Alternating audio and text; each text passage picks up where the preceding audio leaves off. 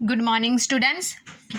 9th वाले बच्चे, सिद्धि हिंदी विद्यालय के इस ऑनलाइन क्लासेस में आपका हार्दिक स्वागत है। अब बच्चों, यहाँ पे हमारा जो काव्य है रसखान का, ठीक है, हमने यहाँ पे काव्य के जो साहित्यकार है, जो कवि हैं, उनका परिचय हमने प्राप्त कर लिया है।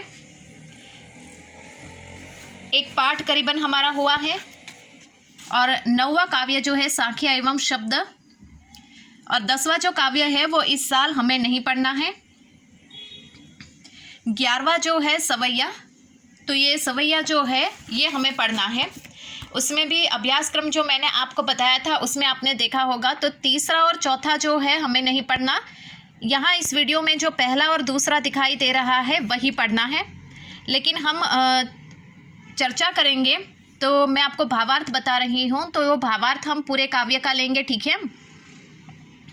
अब यहाँ पे ये जो कवि हैं, ये कवि सबसे पहले तो पहले पद का भावार्थ मैं बताती हूँ कि पहले पद के माध्यम से कवि यहाँ पे कहना चाहते हैं कि भगवान ने अगर मुझे दूसरा जन्म दिया, इस जन्म में मृत्यु होने के बाद अगर मुझे भगवान ने वापस मुझे दूसरा जन्म दिया, तो कौन कौन सा जन्म लेकर मैं इस पृथ्वी पे वापस आना चाहता हूँ और क्या बनना चाहता हूँ। तो यहाँ पे पूरे सवैये 4 जो ये पद दिए गए हैं, उसमें उन्होंने श्री कृष्ण के प्रति अपनी अनन्य भक्ति ही दर्शाई है। जिसमें पहले पद में उन्होंने कहा है कि अगर मुझे वापस ईश्वर ने मनुष्य का ही अवतार दिया, तो मैं वज्र में ग्वाल बनकर, वज्र में गोकुल में ग्वाल बनकर वहाँ के गांव में रहना चाहता हूँ। अगर भगवान ने मुझे मनुष्य ना बनाकर पशु बनाया, तो मैं पशु बनकर नंद की जो गाय है वो गाय बनकर उन्हीं के आंगन में रहना चाहता हूँ। फिर उन्होंने कहा कि अगर भगवान ने मुझे मनुष्य नहीं बनाया, पशु नहीं बनाया, तो पत्थर, अगर मुझे पत्थर भी बनाया तो मैं पत्थर उस गोवर्धन पर्वत का बनना चाहता हूँ जिसको श्री कृष्ण ने अपनी तर्जनी के ऊपर उठाया था। अगर भगवान ने मुझे मनुष्य नहीं बनाया, पशु नहीं बनाया, पत्थर नहीं बनाया, अगर पक्षी बनाया, पंछी बनाया, तो मैं पंछी वहाँ बनना चाहता हूँ। कालिंदी नदी के पास जो कदम का पेड़ है उसकी डाल पर मैं रहना चाहता हूँ। तो पहले में यहाँ पे जो कवि है, ये कवि ने स्पष्ट रूप से कहा है कि अगर भगवान ने मुझे मनुष्य बनाया तो मैं गोकुल में रहूँगा, अगर भगवान ने मुझे पशु बनाया तो मैं नंद की गाय बनकर रहूँगा, अगर भगवान ने मुझे पत्थर बनाया तो मैं उस पत्थर, जिस पर्वत को श्री कृष्ण भगवान ने अपनी तर्जनी पर उठाया था, उस पर्वत का पत्थर बनना चाहता हूँ। और अगर भगवान ने मुझे पंछी बनाया तो पंछी बनकर मैं कालिंदी नदी के पास जो कदम का वृक्ष है उसकी डाली पर रहना चाहता हूँ। ये पहले पद का भावार्थ हुआ। दूसरे पद में यहाँ पे उन्होंने कहा है कि जिस प्रकार से यहाँ पे ईश्वर की भक्ति में खो जाने से 8 सिद्धियाँ 9 निधि, अर्थात यहाँ पे उन्होंने धनराशि की बात कही है कि ईश्वर की भक्ति करने से ये सब उनके सामने जैसे कि उनका कोई मोल ही नहीं है, उनका कोई मोल नहीं है। किसका? यहाँ पे जो निधियाँ हैं, ये निधियाँ 8 सिद्धि 9 निधियाँ हैं, उसका जो सुख है वो नंद की गाय बनकर वहाँ पे बसेरा करने से यहाँ पे प्राप्त होता है। वो यहाँ पे श्री कृष्ण भगवान ने जो कंबल ओढ़ के रखा था, जो उन्होंने लकड़ी धारण करके रखी थी, वो धारण करके वो अपने आप को धन्य समझना चाहते हैं। इतना ही नहीं, रसखान ने यहाँ तक कहा है दूसरे पद में कि वो अपने आँखों से वज्र में जो बाग बगीचे, जो तालाब है, उनको निहारना, मतलब देखना चाहते हैं। कोटिक यानी ऐसे कई प्रकार के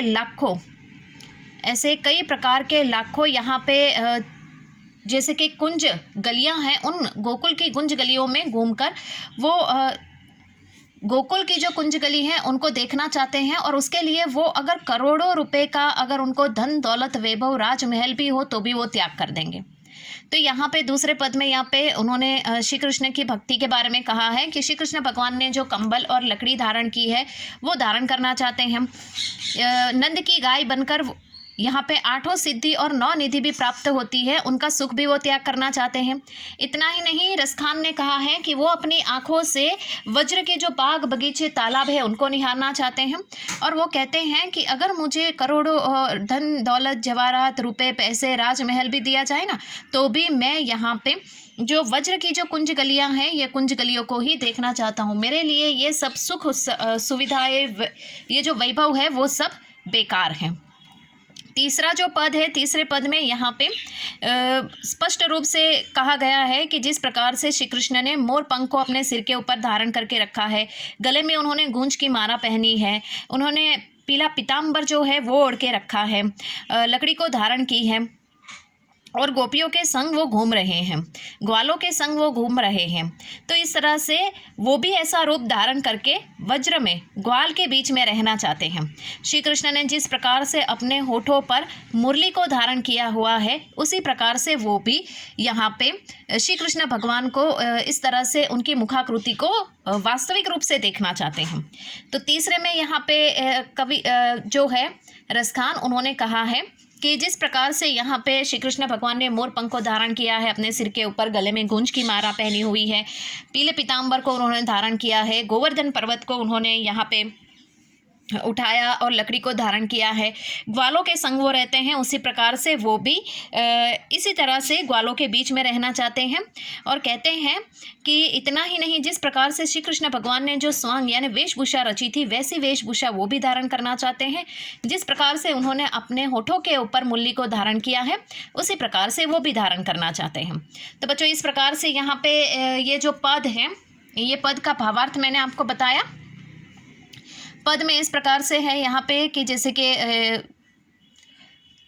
यहाँ पे जिस प्रकार से श्री कृष्ण के भक्ति का वर्णन किया है रसखान ने, वो बहुत ही यहाँ पे सराहनीय है, सुंदर सा वर्णन उन्होंने किया है।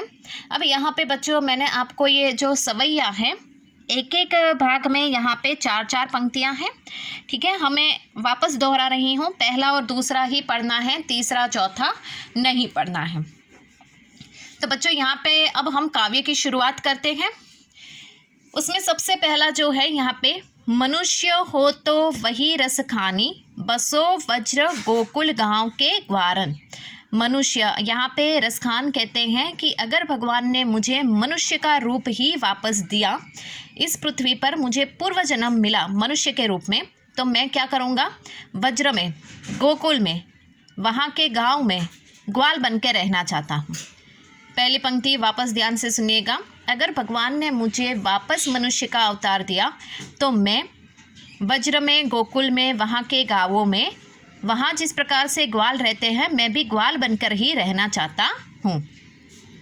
अगर भगवान ने मुझे मनुष्य न बनाया और पशु बनाया, तो मैं क्या करूँगा, जो पशु हो तो कहाँ बस मेरो चितो, नित नंदन की धेनु मंझारन।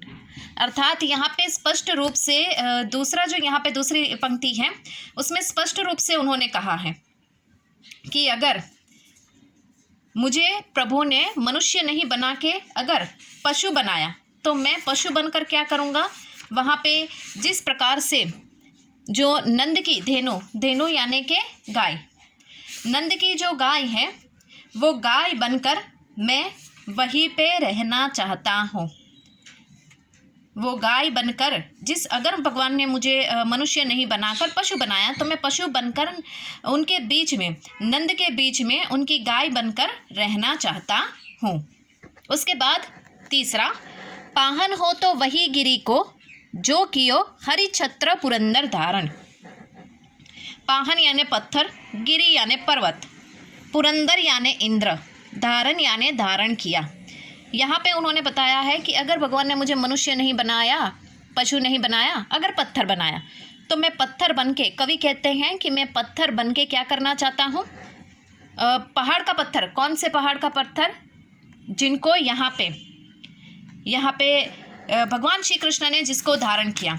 जब इंद्र भगवान ने बहुत अत्यधिक वर्षा की, इंद्र भगवान का जब प्रकोप हुआ, उस समय यहाँ पे कृष्ण भगवान ने उस पर्वत, गोवर्धन पर्वत को उठा लिया अपनी तर्जनी पर और अपने गांव की रक्षा की, तो मैं उस पर्वत का पत्थर बनना चाहता हूँ। फिर उन्होंने कहा चौथी पंक्ति में, जो खग हो तो बसेरो करो मिली कालिंदी कुल कदम की दारन। उन्होंने कहा भगवान ने मुझे मनुष्य नहीं बनाया, पशु नहीं बनाया, पत्थर नहीं बनाया, अगर पंछी बनाया तो मैं वहाँ पे रहना चाहता हूँ। कहाँ पे? जहाँ कालिंदी नदी के पास जो कदम का पेड़ है उसके डाल पर मैं बैठकर आनंद की प्राप्ति करना चाहता हूँ। तो बच्चों यहाँ पे हमने जो पहला पद है, ये पहला पद मैंने आपको बताया कि मनुष्य हो तो वो गोकुल गांव में ग्वाल बन के रहना चाहते हैं, पशु का जन्म मिला तो वो नंद की गाय बनकर रहना चाहते हैं, पत्थर का रूप मिला तो वो उस पर्वत का पत्थर बनना चाहते हैं जिसको भगवान श्री कृष्ण ने अपनी तर्जनी के ऊपर उठा कर रखा था।